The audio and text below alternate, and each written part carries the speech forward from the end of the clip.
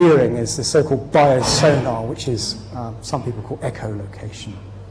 And just to give you some statistics on it, it's a very complicated field, so I'm only going to give you a flavour of it, and you can read my transcript for a little bit more detail about how bats do it. The insect bats do this, not the fruit ones, the insect-catching bats. 300 to 600 insects per hour they can catch. And if you think that sometimes these guys live in colonies of 20 million, you can imagine how many insects that is. They are pretty good at exterminating insects. Don't get rid of the bats. Okay. Detection to catch time, and they can detect insects at about 4 meters away with this ultrasound, is about half a second. It's really fast. And it's all done at 20 to 30 miles an hour, flying around and avoiding everything.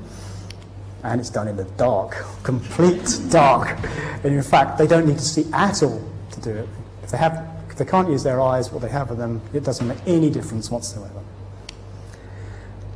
So how do they do it?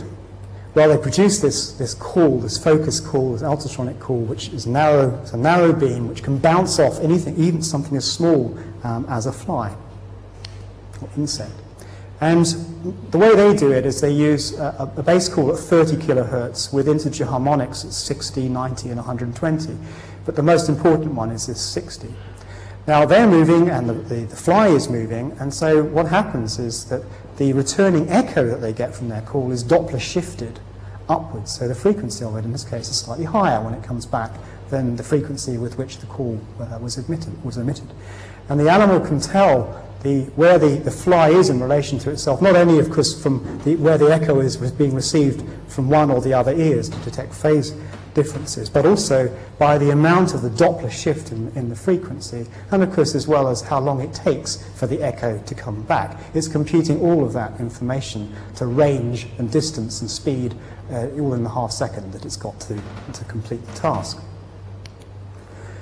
And of course, it would be a bit disappointing if you're your average bat if you didn't know what it was that was going to come into your mouth when you got it.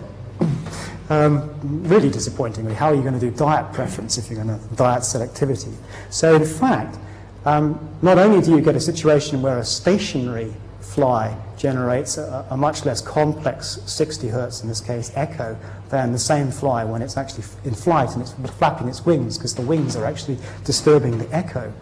But different flies actually have different signatures from their wing beats. So by processing the echo, they not only tell where it is, how near they are, exactly what direction it is, but also what it is, whether it's their favourite tipple or not.